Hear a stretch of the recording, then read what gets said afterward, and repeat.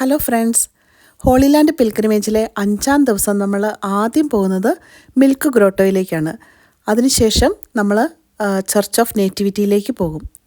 Milk grotto എന്ന് പറയുന്നത് നല്ല വെളുത്ത കളറിലുള്ള പാറ കൊണ്ടുള്ള ഒരു ഗ്രോട്ടോയാണ്. ഇതൊരു ചെറിയ ഗുഹ പോലെയാണ്. അതിനോട് ചേർന്ന ഒരു ചാപ്പലുമൊക്കെ പണിതിട്ടുണ്ട്.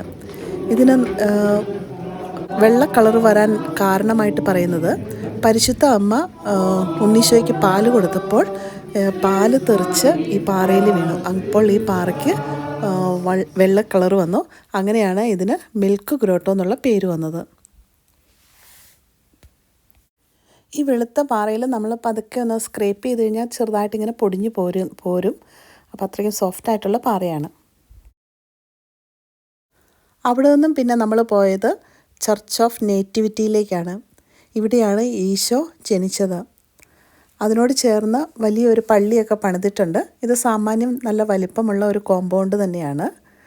പിന്നെ അതിനോട് ചേർന്ന് തന്നെയാണ് ഈശോ ജനിച്ച ആ സ്ഥലവും അതിന് മുകളിലായിട്ട് പണിതിരിക്കുന്ന ഈ ഒരു പള്ളിയും. ഇതാണ് ഈശോ ജനിച്ച സ്ഥലത്തിന് മുകളിലായിട്ട് പണിതിരിക്കുന്ന പള്ളി. അതിമനോഹരമായിട്ടാണ് ഈ പള്ളി അവർ ഡെക്കറേറ്റ് ചെയ്തിരിക്കുന്നത്. പല തരത്തിലുള്ള വിളക്കുകൾ ഇങ്ങനെ തൂക്കി ഇട്ട് നന്നായിട്ടത് ഡെക്കറേറ്റ് ചെയ്തിട്ടുണ്ട് ഈ ചർച്ച്. ഇതിൻ്റെ താഴെയായിട്ടാണ് ഈശോ ജനിച്ചത്. അപ്പോൾ ഇതിൻ്റെ സൈഡിൽ കൂടെ നമുക്ക് താഴേക്ക് ഇറങ്ങിച്ചെല്ലാനായിട്ടൊരു സ്ഥലമുണ്ട്. നല്ല ക്യൂ ആണ്. അപ്പം നമ്മൾ ക്യൂവിൽ നിന്ന് വേണം താഴേക്ക് ഇറങ്ങിച്ചെല്ലാനായിട്ട്. ഇവിടെയാണ് ഈശോ ജനിച്ചത്. ഈ സ്റ്റാർ പോലെ മാർക്ക് ചെയ്തേക്കുന്ന ഈ സ്ഥലത്താണ് ഈശോ ജനിച്ചത്. ബേത്ലഹേമിൽ നിന്ന് നമ്മളിനി നേരെ പോകുന്നത് ജെറീക്കോയിലേക്കാണ്. ഇസ്രായേലിലെ ഏറ്റവും താഴ്ന്ന ഭൂപ്രദേശമാണ് ജെറീക്കോ. നമുക്ക് യാത്ര ചെയ്യുമ്പോൾ തന്നെ നമുക്കത് ഫീൽ ചെയ്യാം. നമ്മൾ ഇറങ്ങി താഴേക്ക് യാത്ര ചെയ്യുന്നത് പോലെ നമുക്ക് ഫീൽ ചെയ്യുന്നുണ്ട്. അതുപോലെ തന്നെ നമ്മൾ ബൈബിളിൽ പറയുന്ന നല്ല സമരിയാക്കാരൻ്റെ കഥ ഈ പോകുന്ന വഴിക്കാണ്, ജെറീക്കോയിലേക്ക് പോകുന്ന വഴിക്കാണ് സംഭവിക്കുന്നത്. ഈ ജെറീക്കോയിലേക്ക് പോകുന്ന വഴിക്ക് റോഡിൻ്റെ രണ്ട് സൈഡിലും മരുഭൂമി പോലെ കിടക്കുന്ന പ്രദേശങ്ങളാണ്. സെറ്റിൽമെൻറ്റ്സോ കൃഷിയിടങ്ങളോ ഒന്നുമില്ല. ജെറീക്കോയിൽ എത്തിക്കഴിഞ്ഞാൽ നമ്മൾ ആദ്യം കാണുന്നത് സിക്കമോർ ട്രീ ആണ്. സക്കേവൂസ് ഈശോയെ കാണാനായിട്ട് കയറി നിന്ന മരമാണ് സിക്കമോർ ട്രീ. അപ്പം അതേ സ്ഥലത്ത് തന്നെ ഇപ്പോഴും ഒരു സിക്കമോർ ട്രീ ഉണ്ട്. അതാണ് ഇത്. നമ്മളീ പോകുന്നത് ജോർദാൻ നദീതീരത്തേക്കാണ്.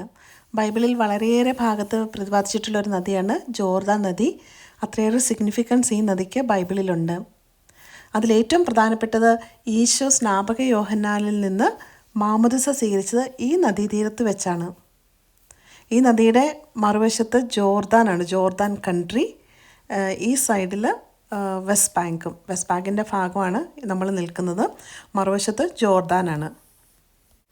നമ്മൾ അവിടെ ഉണ്ടായിരുന്ന സമയത്ത് വേറെ ക്രിസ്ത്യൻ കമ്മ്യൂണിറ്റിയിൽ നിന്നുള്ള ആൾക്കാർ വന്നിട്ട് അവരുടെ പ്രാർത്ഥനകളൊക്കെ ചൊല്ലി മാമോദിസ സ്വീകരിക്കുന്നുണ്ടായിരുന്നു.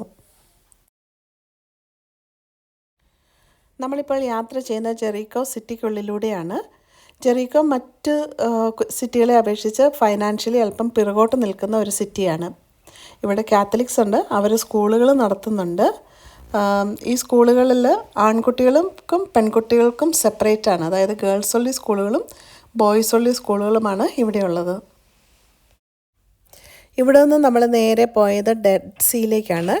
ഡെഡ് സീയിൽ എല്ലാവരും ഇറങ്ങിയുണ്ടായി. ഡെഡ് സീയിൽ നമ്മൾ ഇറങ്ങിക്കഴിഞ്ഞാൽ നമ്മളവിടെ കിടന്നു കഴിഞ്ഞാൽ നമ്മൾ വെള്ളത്തിന് മുകളിൽ പൊങ്ങിക്കിടക്കും. വെള്ളത്തിൻ്റെ ഡെൻസിറ്റി കാരണം നമ്മൾ താഴേക്ക് താണു പോവില്ല. അവിടെ നിന്ന് പിന്നെ നമ്മൾ തിരിച്ച് ഹോട്ടൽ റൂമിലേക്ക് യാത്രയായി.